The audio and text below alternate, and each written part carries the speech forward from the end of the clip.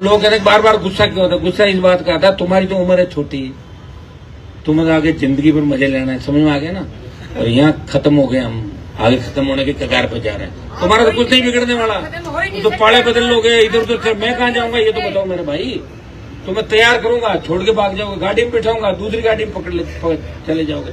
150 तो चले गए छोड़ के, जिनके घर वाले नहीं पूछते थे उनकी इज्जत मैंने बढ़वाई, वो चले गए छोड़ के। बताओ कितने लंबे लंबे भाषण दे रहे हैं। जिनके कपड़े धोने के पैसे नहीं थे, कपड़े नहीं थे, जिनके कपड़े दिलवाए, जूते दिलाए, ऐसे मेरे पास आते थे मेरे प्रवक्ता, जो 2000 रुपए के लिए बाहर में क्यों बैठे हो आखिर थे कि साहब 2000 दे दो गाँव जाना। मैं बता रहा हूँ तुम्हें, नाम नहीं करता, बच्चों को क्या नाम लूंगा, जानता तुरंत सबको, उनकी औकात भी जानता। बाहर खड़े उड़ के हनुमान को मिठा देंगे, लो बताओ 5000 10,000 तुम्हारी ऐसी की तैसी कहाँ से मिटा, मैंने कितनों को मिटा दिया राजस्थान में। वसुंधरा कहाँ चलती थी और कहाँ आ गई वसुंधरा बताओ। गहलोत साहब कैसे चलते थे कि मैं जादूगर हूँ, क्या हो गए जादूगर, बेटे को हरा लिया, मेरे से पंगा में बेटा हरा हुआ कह रहा है, और पोता कहता दादाजी आपने मेरे पापा को हरा दिया। कहता कि नहीं कहता घर के अंदर, मैंने ही किया मेरे भाई। और आज भी तुम्हारे लिए लड़ता हुआ मैं ही नजर आऊंगा, लेकिन दुर्भाग्य इस बात का तुम याद नहीं रखते, तुम भूल जाते हो। तुम्हें याद रखना है कि 28 का मिशन क्या है। मेरा मिशन नहीं है, मेरा मिशन तो जब चाहो सत्ता की सवारी करो, तो सत्ता की सवारी तो कर रहे हैं, और क्या कर रहे हैं लोग। भजन लाल जी क्या करते थे पहले बताओ, खाने पीने का ध्यान रखते थे। नड्डा जी कहाँ गए, अमित शाह जी कहाँ गए, खाना कौन सा लेंगे, जूस कौन सा लेंगे, करते करते सीएम बन गए। बने नहीं बने, इन्होंने कौन सी लड़ाई लड़ी। और वसुंधरा जी भाषण देना ही नहीं जानती थी, इसने अपने जिंदगी में कोई आंदोलन नहीं किया। और नरेंद्र मोदी ने कोई धरना आंदोलन नहीं किया, देश के प्रधानमंत्री बने कि नहीं बने। कोई धरने आंदोलन और संघर्ष से सीएम पीएम नहीं बनते। सीएम पीएम बनने के लिए तो व्यवस्थाएं चाहिए, और हम तो जीरो से शुरू, हमारा क्या बिगड़ना है। हमने देख लिया राजस्थान का दौड़ क्या है, पार्टी बनाई वही बड़ी बात है कि 18 में पार्टी बना दी, 29 तक चला लेंगे 10 साल, यही बड़ी बात है। कि भारतीय आदिवासी पार्टी में जो कलंक लगाया विधायक ने, वो तो नहीं लगा कम से कम आरएलपी पे, और नहीं लगने का कारण था समय भंग कर दी। अगर समय भंग नहीं करता तो 10-15 लोग और पकड़े जाते, क्योंकि लग गए थे साल 2 साल 4 साल से ज्यादा लोगों की हैसियत नहीं होती काम करने की, अपच हो जाती है। 5 आदमी नमस्कार कर लेते हैं, 10 आदमी नेताजी कहते थे तो औकात से बाहर निकल जाता आदमी। अरे मुझे नेताजी कहते, तेरी औकात क्या थी 4 साल पहले, वहां जूस का वो लगाता था। अरे भैया ऐसी हालत है लोगों की, मैं क्या करूं, ये है लोगों के अंदर बोलने। अब मेरे जैसे आदमी को पैदा होना चाहिए था हरियाणा, यूपी, बिहार के अंदर, ताकि लोग मेरे साथ होते। राजस्थान के तो लायक ही नहीं, मैं सही बता रहा हूँ, मैं तो गलत जगह आ गया, तो है ही नहीं, राजस्थान का डोर ही नहीं ऐसा भाई।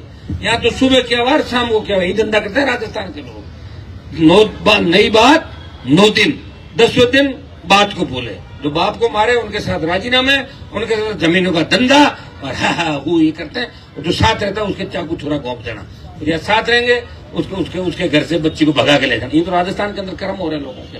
कहाँ जाएगी संस्कृति राजस्थान की। अरे कौन सी लड़ाई लड़ी आप लोगों ने, इतिहास उठा के देखो ना। आदमी तो फर्जी लड़ाइयां दिखा रखी भाई, लड़ाइयां नहीं लड़ी राजस्थान के लोगों ने। लेकिन तीसरा मोर्चा नहीं बना, मैं ये नहीं कह रहा हूं मैंने लड़ी, लेकिन लड़ी है, ये दिख रहा है सामने, ये तो रिकॉर्डेड बात है भाई। 18 में पार्टी बन दी 66 साल बाद, और 29 तक वो पाकिस्तान के जवान किसान से किसी को तकलीफ नहीं दे रहा है, कोई जमीनों पर कब्जे नहीं करा रहा, गलत काम नहीं करा रहा, पेपर लीक नहीं करा रहा। और यहाँ जो पेपर लीक कराने वाला आदमी मुख्यमंत्री के दावेदार हो रहे हैं, कई मुख्यमंत्री बन रहे हैं, कई अपनी चीज को भुलाने का प्रयास कर रहे हैं। सारे लोगों पे कहीं न कहीं ईडी सीबीआई की कार्रवाई हुई। हनुमान बेनीवाल लड़ाई लड़ रहा है, कभी काजल की कोठरी में रहते हुए दाग नहीं लगा, उंगली नहीं उठी।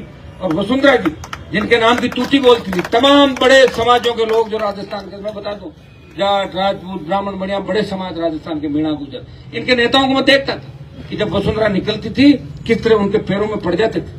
और मैडम की सैंडल उठाने के लिए एक बार 2-3 बड़ी जाति के मंत्रियों के सर भिड़ गए कि पहले सैंडल कौन उठाए, ताकि मैडम देख ले कि सैंडल इसने उठाई। आपने उठाई सैंडल, थैंक यू। तो बेचारा यही धंधा किया उन लोगों ने। तो मेरे से तकलीफ हो रहा, मैं तो मेरे दम पे लड़ रहा हूँ भाई। पहले बीजेपी वाला मेरे पीछे भाग रहे थे, मैंने अलायंस किया, बेचारों को करा दिए 25 पूरे, गहलोत के बेटे को हराया। और बीजेपी ने कहा हमारी वजह जीते, मैंने कहा छोड़ता हूँ तुम्हें, किसानों के लिए छोड़ा, और अगली बार 15 ले आओ तो बता देना।